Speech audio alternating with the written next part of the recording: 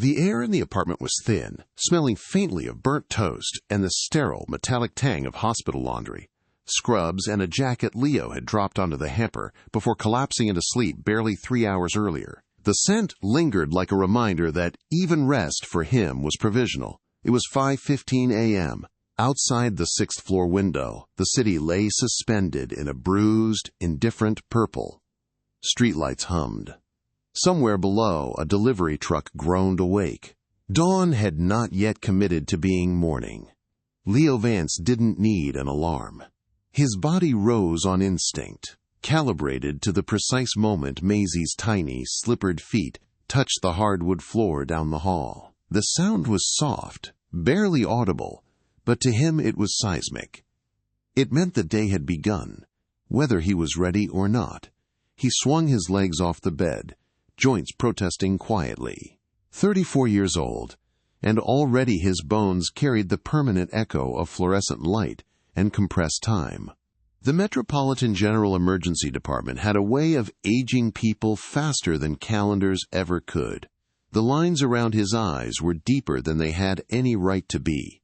His hands, though, were steady. They had to be. One moment they held pressure on a bleeding artery. The next, they braided the thick honey-brown hair of his 6-year-old daughter. Maisie sat on the edge of the kitchen counter, knees tucked up, sipping lukewarm milk with the solemn focus of someone who understood ritual mattered. Morning light filtered in weakly, catching dust motes in the air like suspended seconds. "Dad," she said, voice careful, deliberate. "The pink ribbon today, please, for Miss Daisy." Leo stood behind her, comb in hand. Over, under, tuck. The motion lived deep in muscle memory, the same place as sutures and knots, and things that couldn't afford to slip. "Miss Daisy is going to be very jealous of this braid, Bug," he murmured. Maisie smiled, but her eyes, hazel and unsettlingly perceptive, watched his reflection in the darkened microwave door. "You have to be safe today," she said, not playful, not dramatic, just serious. "No mean men." His hands paused. For half a second, the weight of that sentence pressed down harder than any trauma pager ever had. He thought of the ER doors, the way they burst open, the things that came through them wearing human skin. He leaned forward and kissed the crown of her head. "Just good men, Maisie," he said softly. "And I'm the safest one there, I promise."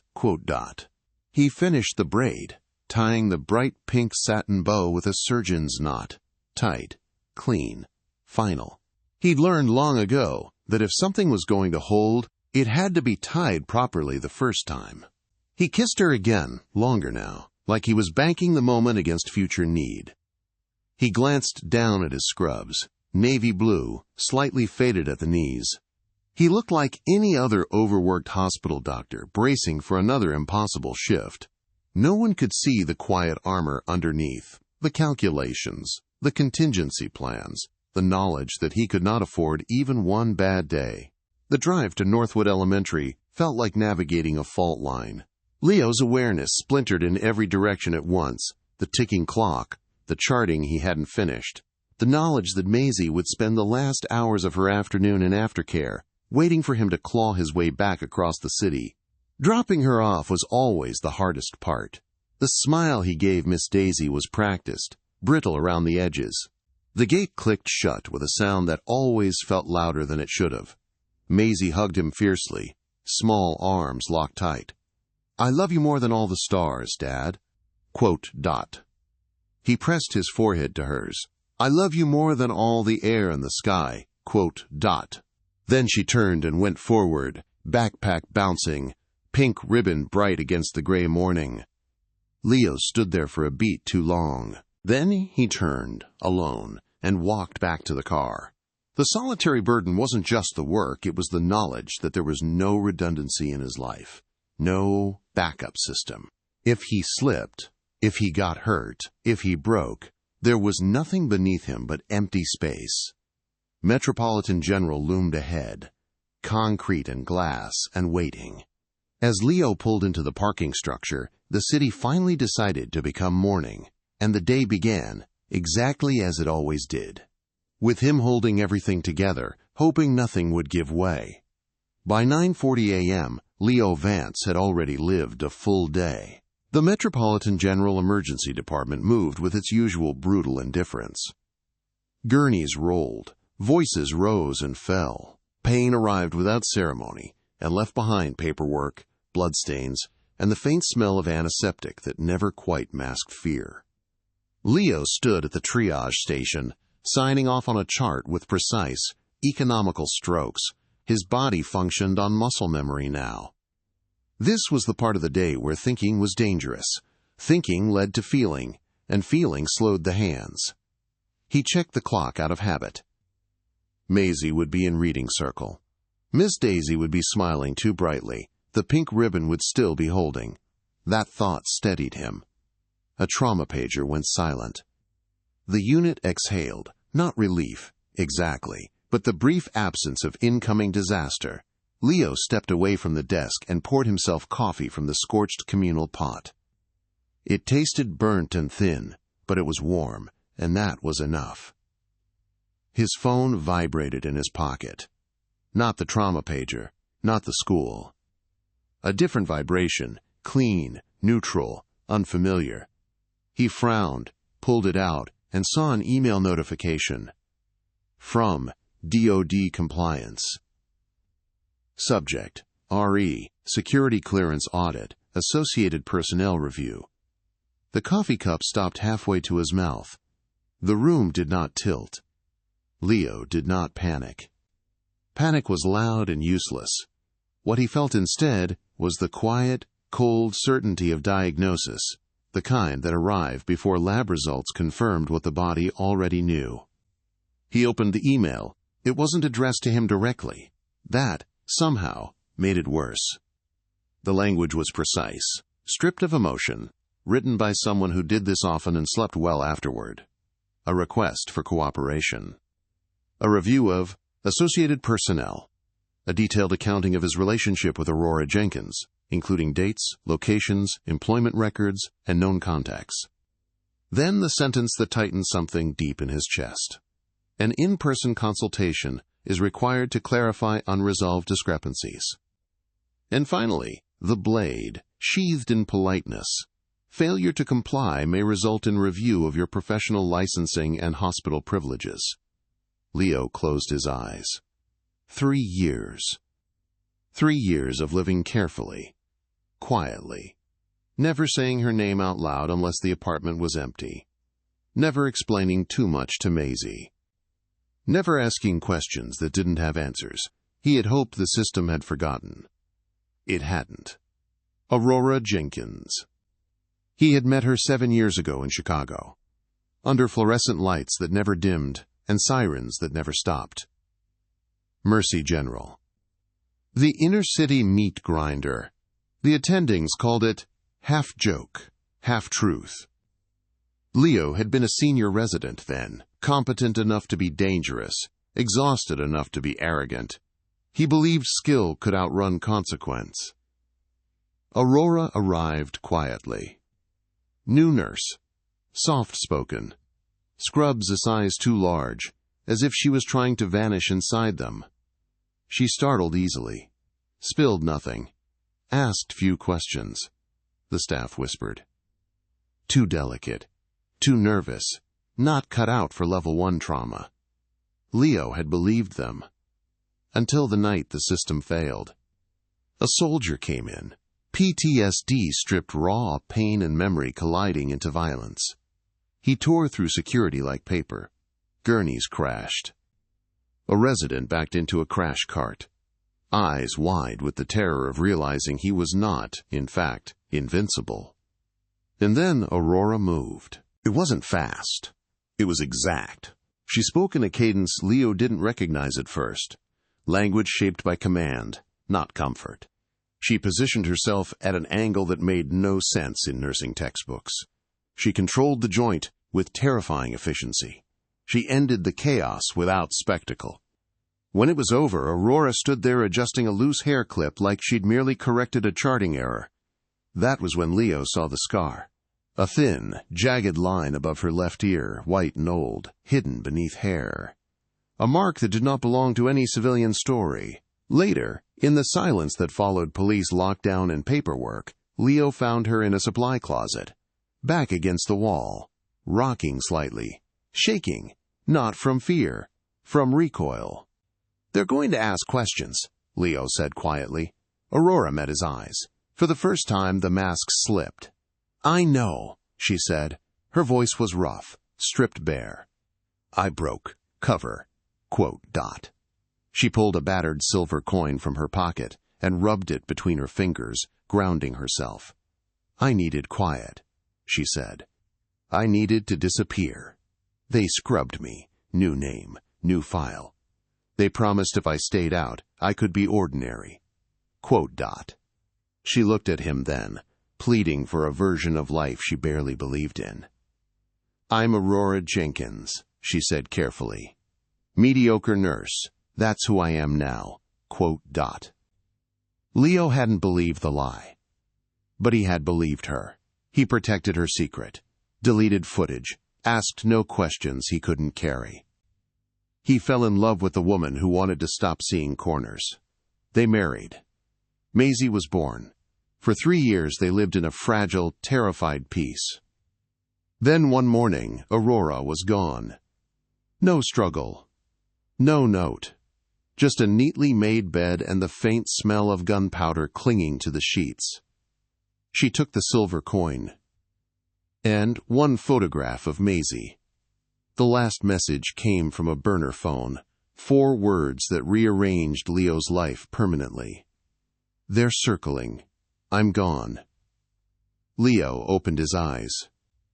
The ER hummed around him, unaware that a ghost had just been named again.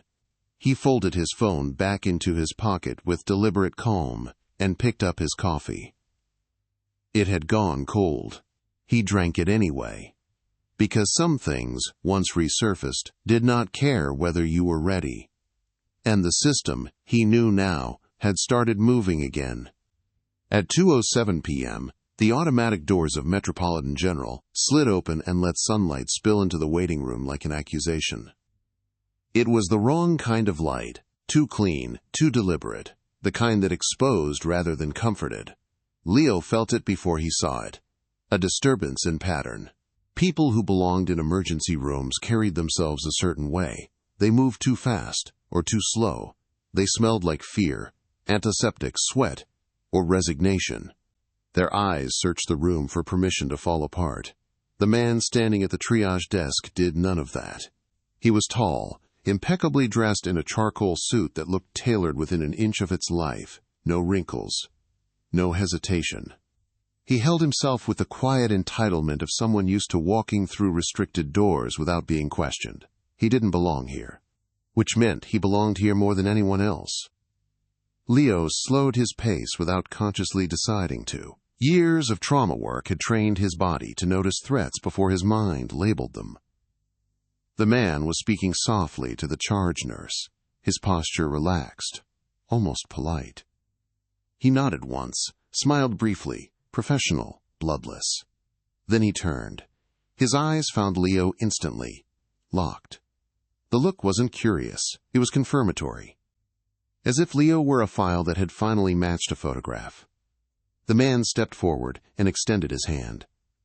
"Dr. Vance," he said. His voice was calm, unhurried, calibrated. "Agent Thorne." Quote dot. Leo did not take the hand right away. Thorne didn't seem to notice. "I'm here regarding your mandatory compliance consultation," Thorne continued, as if discussing parking validation. "Apologies for the informal setting. Timing is rarely ideal." Quote dot. Leo glanced around them. The waiting room hummed with misery, coughing, crying, a man rocking back and forth, whispering prayers into his palms. "This is a hospital," Leo said evenly. "You don't get to choose the setting." Quote dot. Thorne's smile sharpened a fraction. "I don't," he agreed, "but circumstances do." Quote dot. Leo finally took the hand. It was dry, cool, controlled, predatory in its restraint. "I haven't agreed to anything," Leo said. Thorne inclined his head slightly. "Of course. Cooperation is always framed as a choice at first." Leo felt the muscles in his jaw tighten. "What do you want, Agent Thorne?" Thorne's eyes flicked, just once, to Leo's badge, to the name, to the access. "Clarity," he said. "Your wife's file resurfaced." The words landed softly. Aurora. Leo felt the impact anyway. "She's not my wife," Leo said. "She hasn't been for 3 years." Thorne didn't argue. Nevertheless, he said, "Her associations remain relevant." The charge nurse shifted uncomfortably nearby, clearly aware that this conversation did not belong in public airspace. Leo gestured toward a side corridor. "Walk." Thorne fell into step beside him without missing a beat. They moved past bays and curtains and blood-stained floors, the ER continuing its violent choreography around them. Thorne took it in with clinical interest, not discomfort. "Do you know why hospitals make excellent observation points?" Thorne asked casually. Leo didn't answer. "People are at their most honest here," Thorne continued. "They say things they don't mean to, reveal things they didn't know they had. Fear is clarifying." They stopped near an unused consult room. Leo turned. "You're not here because of fear," he said. "You're here because someone wants leverage." Thorne smiled. "Doctor," he said, "leverage implies resistance. We prefer alignment." Leo felt his phone vibrate in his pocket. Once. Then again. He ignored it. Thorne noticed anyway. "Family?" he asked, tone neutral. Leo met his gaze. "Careful." Thorne raised a hand, mock surrender. "Purely observational." The phone vibrated again. Longer this time. Insistent. Leo broke eye contact and pulled it out. Caller ID, Northwood Elementary, main office. His stomach dropped. He answered immediately. "This is Dr. Vance." "Dr. Vance," a woman said, voice strained but professional. "This is Ms. Ramirez from Northwood. Your daughter, Maisie. She's running a high fever, 103.9. She's vomiting and very distressed. She keeps asking for you." The ER noise receded into a dull roar. Maisie. Burning skin, glassy eyes, small body overwhelmed. "I'm on my way," Leo said without hesitation. He turned, already moving, then stopped. The overhead intercom crackled to life. "Attention all hands. Level 1 trauma inbound. Pediatric. 7 years old. Massive head injury. ETA. 3 minutes. Dr. Vance. To Bay 2. Leo stood frozen between two worlds. Thorne watched him closely now. No smile. No pretense. "Life has a way of compressing choices," Thorne said quietly. "Doesn't it?"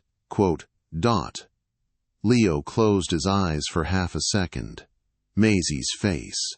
The ER doors. A child he didn't know. About to die. He looked at Thorne. "This conversation is over," Leo said. "For now," Thorne agreed. "I'll be in touch."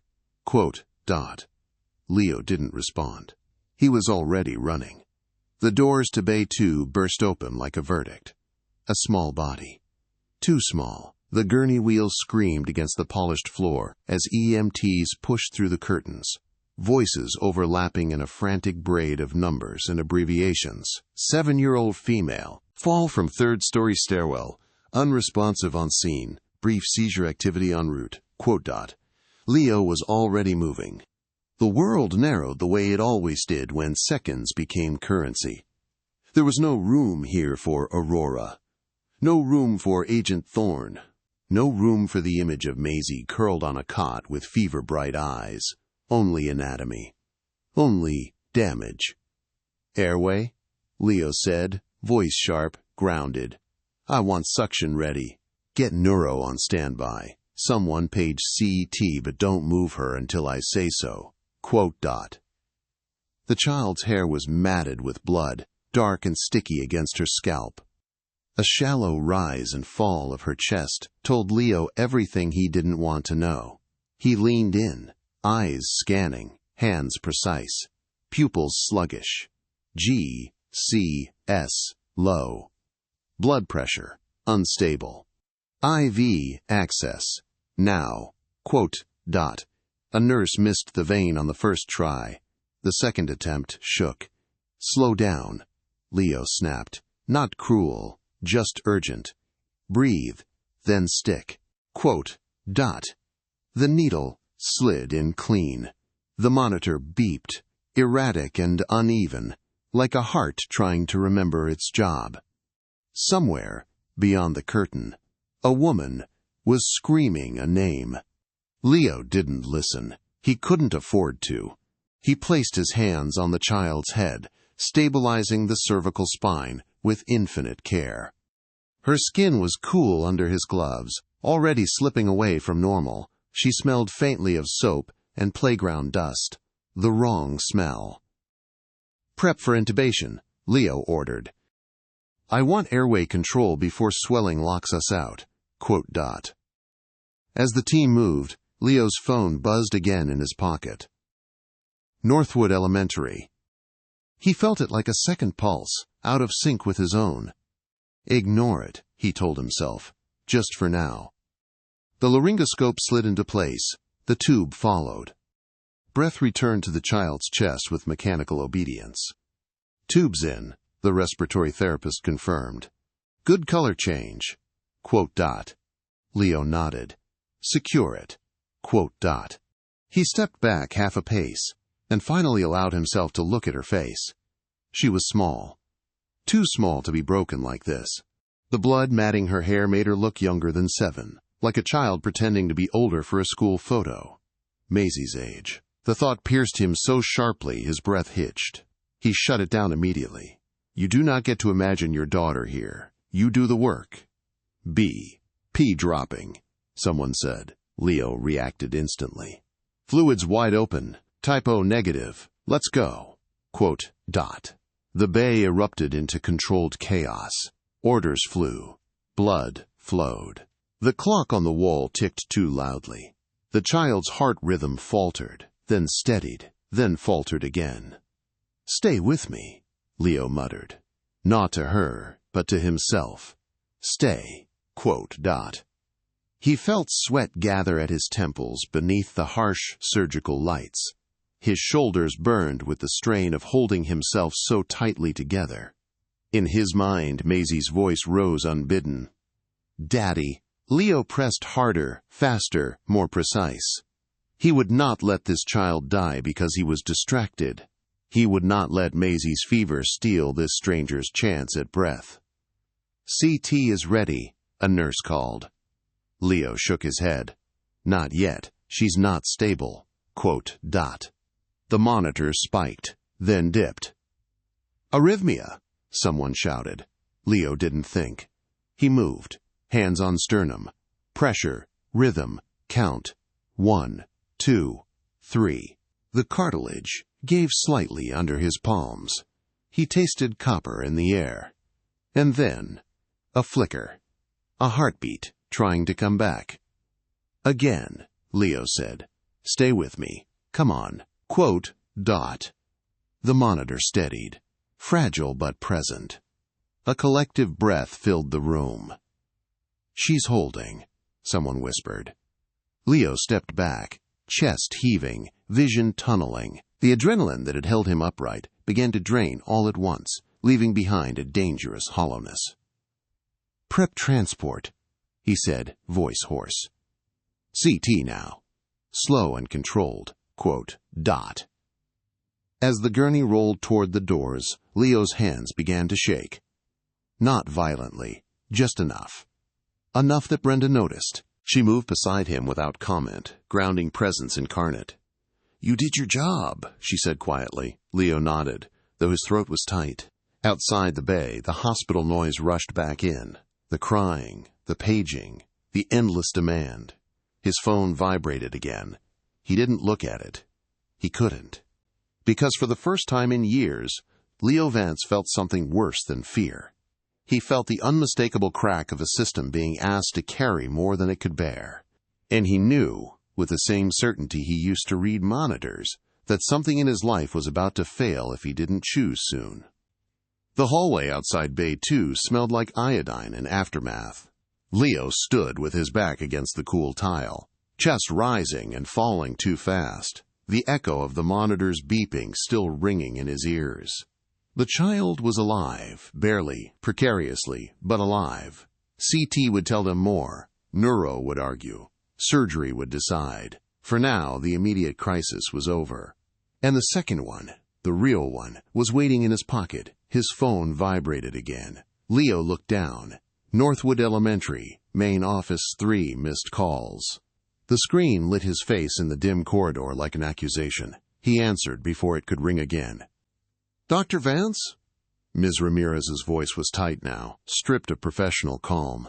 "Maisie's fever hasn't come down. She's very lethargic. She keeps asking for you. We need you to pick her up as soon as possible." "As soon as possible," Leo repeated. The words sounded hollow. "I'm coming," he said. He ended the call and stared at the black screen for a long second, as if expecting it to argue. It didn't. Leo pushed off the wall and turned back toward the trauma desk.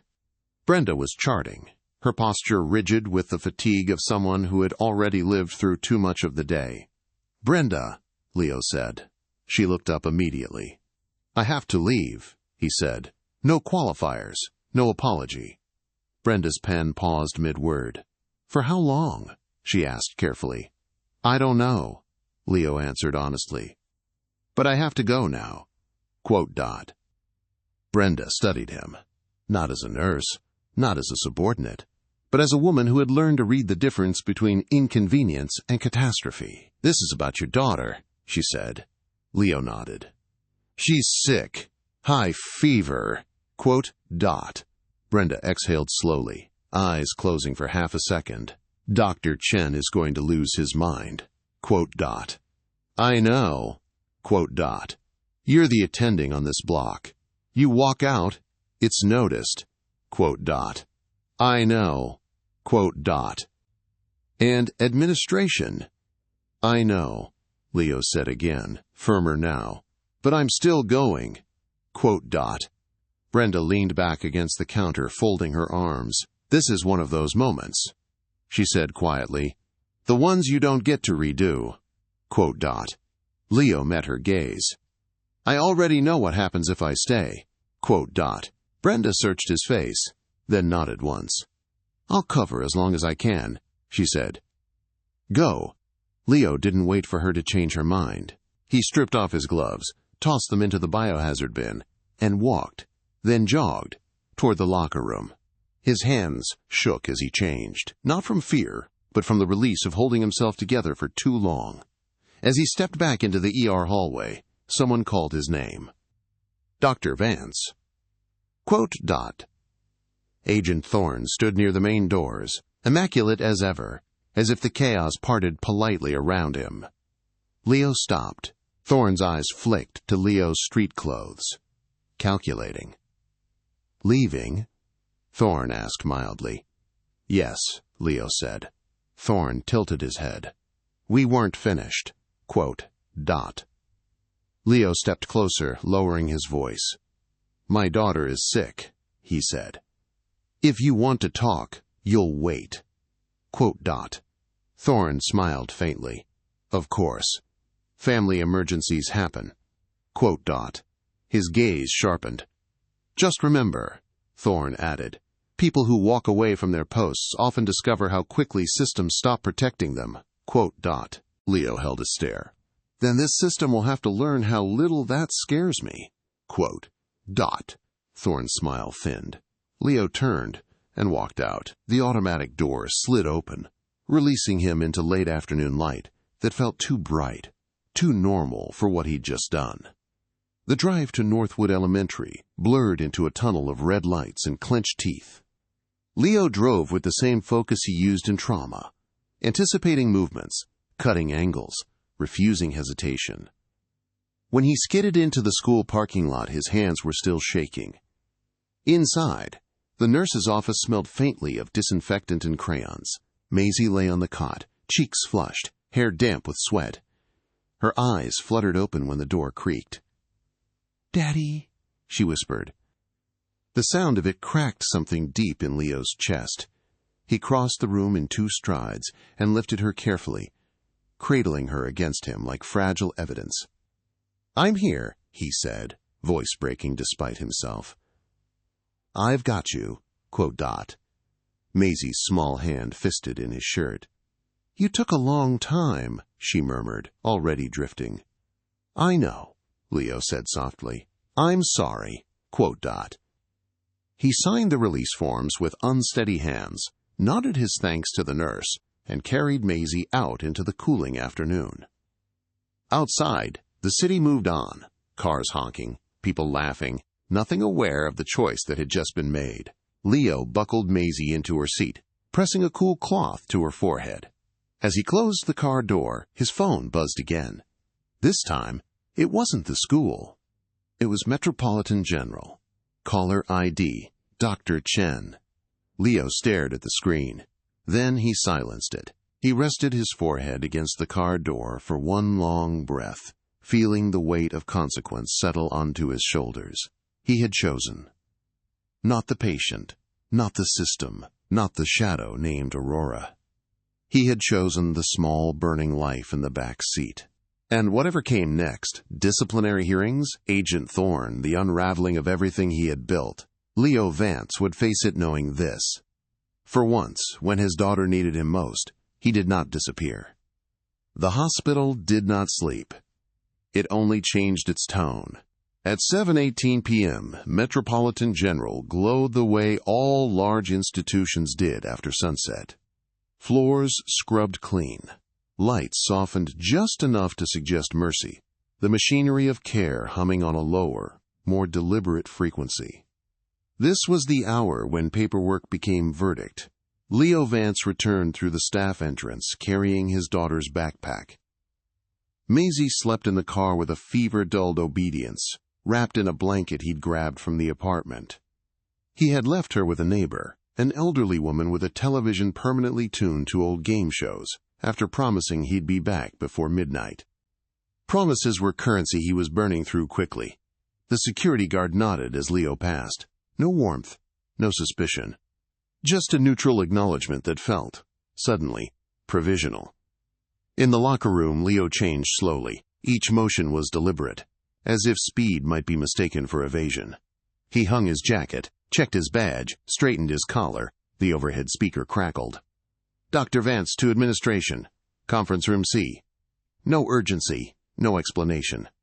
Leo closed his locker and exhaled.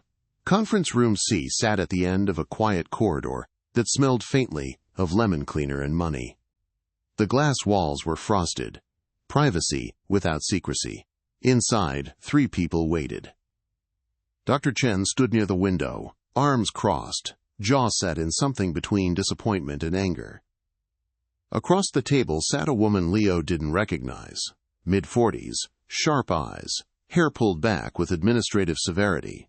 HR. He knew the type. And at the far end, leaning casually against the table as if he had wandered in by accident, Agent Thorne. Leo stopped just inside the doorway. Thorne smiled. "Doctor," he said pleasantly, "we seem to be having quite the day." Dr. Chen spoke first. "Sit down, Leo." Leo did. No one offered water. The HR representative slid a folder across the table. Thick, labeled, Official. This is a preliminary review, she said, regarding your unscheduled departure from duty during a level 1 trauma window. Leo nodded once. I left for a family medical emergency, he said. I notified charge. Brenda's name was not spoken, but it hovered there, unsaid. Dr. Chen sighed. You were the attending on block, he said. You know that. Yes. And you walked out. Yes. The HR representative interjected smoothly. Hospital policy requires attending coverage continuity unless formally relieved. Leo leaned back slightly. Which would have taken longer than my daughter had, he said evenly. Silence followed. Dr. Chen rubbed his face. This puts me in an impossible position, he said. You saved a child today, Leo. No one is disputing your clinical competence. But administration doesn't run on competence alone. It runs on protocol. Agent Thorne cleared his throat softly. If I may, he said. No one invited him to continue. He did anyway. Dr. Vance's situation is, layered, Thorne said, hands open, voice calm. It would be unwise to assess today's decision in isolation. The HR representative frowned. And you are. Department of Defense, Thorne replied. Interagency compliance. That got her attention. Dr. Chen's eyes narrowed. Why is the DoD sitting in on a hospital personnel review? Thorne smiled, thinly. Because Dr. Vance's personal associations intersect with federal interest. Leo felt the room tighten. Dr. Chen looked from Thorne to Leo. What the hell does that mean? Leo didn't answer. Thorne continued gently. Dr. Vance's spouse, Aurora Jenkins, has a classified service record. Her disappearance remains unresolved. Certain anomalies in her cover identity were flagged recently. The HR representative stiffened. This is highly inappropriate, she said. We are discussing employment conduct. Which, Thorne replied, may be influenced by external pressures, such as leverage or fear. Dr. Chen slammed his hand on the table. That's enough. The sound echoed. Thorne raised his hands again, placating. Of course. My apologies. He turned to Leo. Doctor, you left your post today, Thorne said. You chose your daughter. Leo met his gaze. Yes. Thorne nodded, as if confirming a hypothesis. Then you understand why the system must now decide how much trust it can place in you. The HR representative cleared her throat, regaining control. Effective immediately, she said. Dr. Vance will be placed on temporary administrative leave pending review. This is not disciplinary. It is precautionary. The words landed with dull finality. Administrative leave. Dr. Chen looked like he'd been punched. HR, this is absurd, he said. We are understaffed. He's one of our best. Best doesn't mean exempt, she replied. And given the federal entanglement, caution is advised. Leo said nothing. He felt oddly calm, as if something that had been straining toward collapse had finally been allowed to fall. Thorne pushed off the table. Doctor, he said, almost kindly, this will give us time to talk. Properly. Leo stood. I'm on leave, he said, not at your disposal. Thorne's smile returned, faint and patient. We'll see. Leo walked out without another word. The corridor felt longer on the way back. In the locker room, he removed his badge and held it in his palm for a moment. Plastic, metal, access encoded in silence. He placed it in the locker, closed the door. Outside, night had fully claimed the city. Leo drove home through streets slick with reflected neon, his thoughts unspooling into something quieter, heavier. For the first time in years, tomorrow held no shift, no pager, no place to be, only Maisie. He parked, climbed the stairs, and opened the apartment door. Maisie slept on the couch, fever finally breaking, cheeks flushed but peaceful. The neighbor sat knitting, television murmuring. "She asked for you," the woman said softly. Leo knelt beside the couch and brushed Maisie's hair back. "I'm here," he whispered. Her fingers twitched, then curled around his. In that moment, the hospital, the badge, the investigation, all of it felt distant. But Leo knew better. Administrative leave wasn't rest. It was exposure. And somewhere in the dark machinery of the system, Agent Thorne was already recalibrating his next move. Administrative leave felt nothing like rest. The first morning without an alarm arrived quietly, without ceremony. No pager, no overhead announcements, no shrill insistence from a system that had claimed most of Leo's waking hours for years. The silence was wrong. Leo woke at 5:14 a.m. anyway. His body rose out of habit, already calculating a shift that no longer existed. He sat on the edge of the bed, listening to the apartment breathe. The soft hum of the refrigerator, the distant traffic beginning to stir, the faint rhythm of Maisie's sleep down the hall. He stayed still. This was what he had chosen. The kitchen smelled faintly of last night's medicine and cooling soup. Leo poured coffee, black, and stood at the counter without drinking it. For the first time in years, there was no countdown in his head, no urgent mental triage. Time lay open in front of him, unstructured and dangerous. Maisie padded out a few minutes later, wrapped in her blanket like a small ghost. "Daddy?" she asked, voice rough from fever but steadier than the night before. "I'm here," Leo said immediately. "You're home today." Quote dot. Her eyes searched his face. "You don't have work?" Quote dot.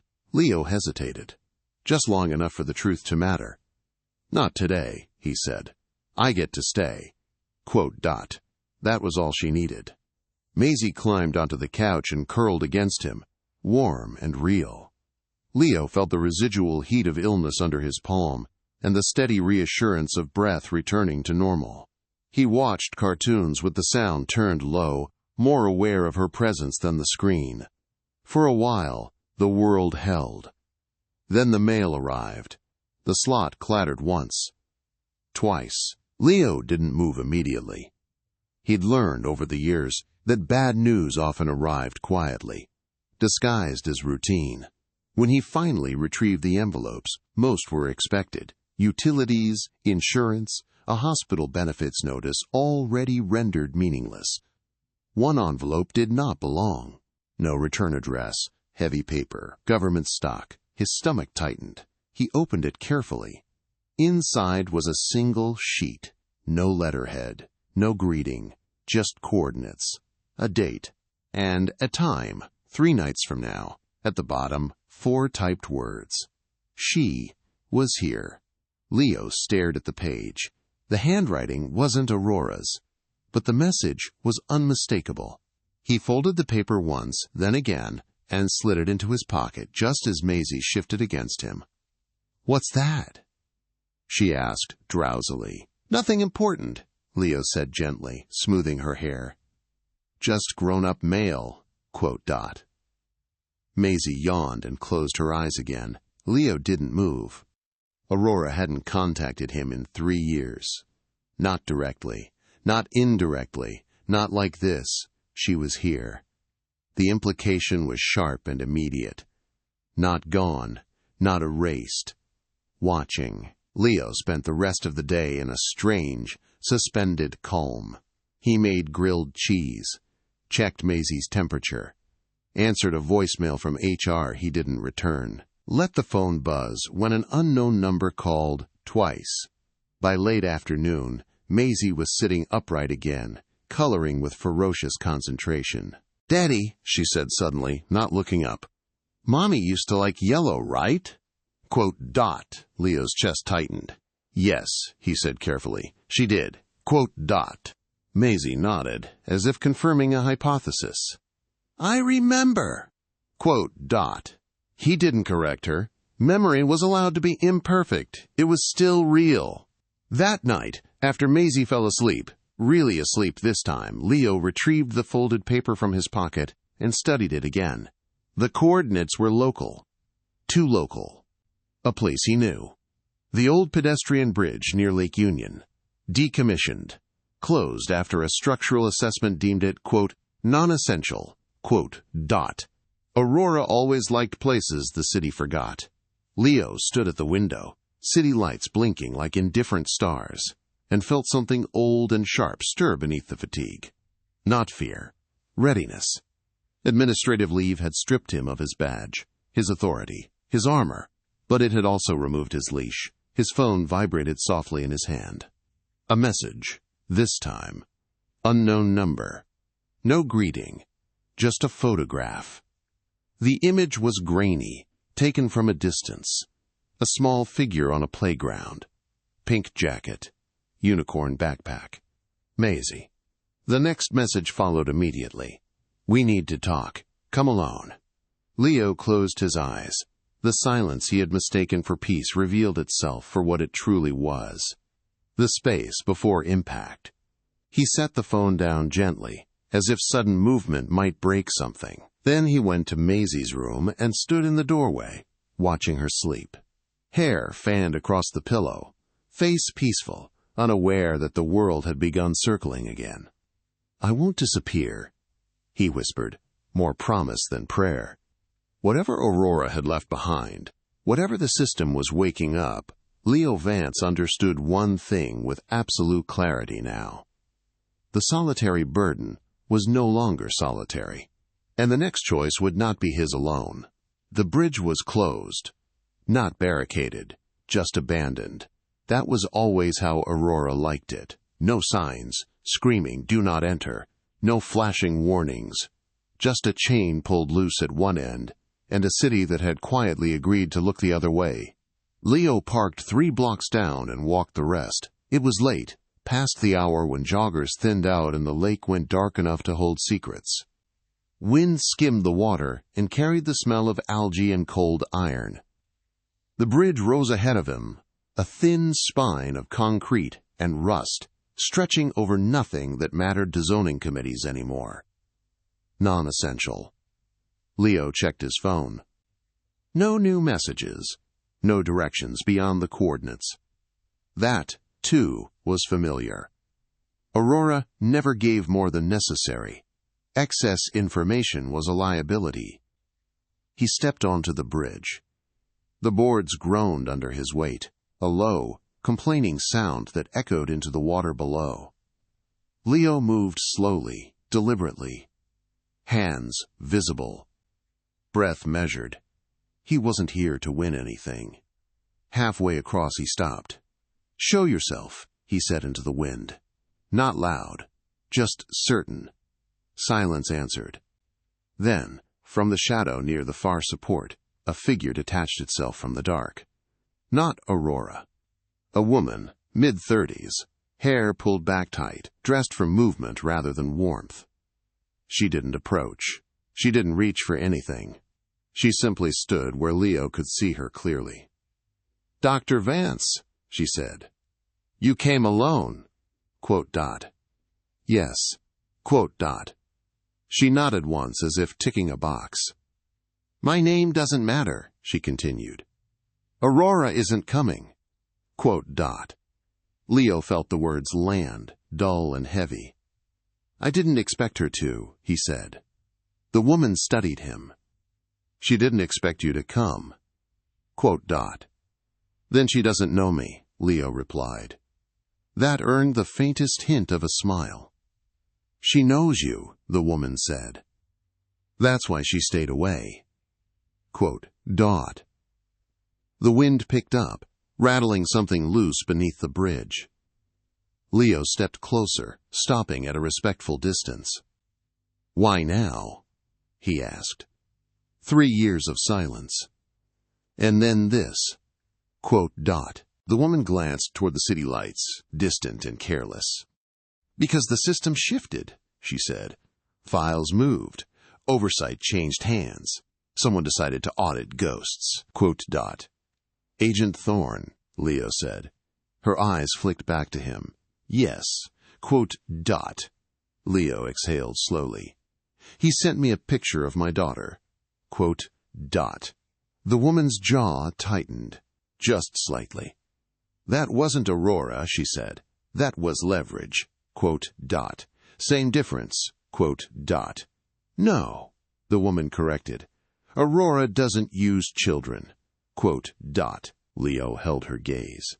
Then why was Maisie watched? Because you were, the woman said, and because someone wanted to see if Aurora would break cover. Did she? The woman shook her head. She never does. Leo looked past her, to the water moving slowly beneath the bridge. She could have warned me, he said quietly. She did, the woman replied. She left you the coordinates. That's not a warning. That's an invitation. It's consent, the woman said. She wanted you to choose. Leo turned back. Choose what? Whether you're still the man she trusted, the woman said, or the man the system can turn. Leo felt a tightness behind his sternum, sharp and familiar. She left, he said, with no explanation, with a message and a photograph. She left me to raise our daughter alone. Yes, the woman said. She did. Leo's voice hardened. Then she doesn't get to test me. The woman didn't flinch. She gets to protect Maisie, she said. Even from you. The words cut deeper than Leo expected. I walked out of a level 1 trauma to get to my child, Leo said. I'm on administrative leave because I chose her. I know, the woman said. Aurora knows. That's why this meeting happened at all. Leo closed his eyes for a moment. Where is she? He asked.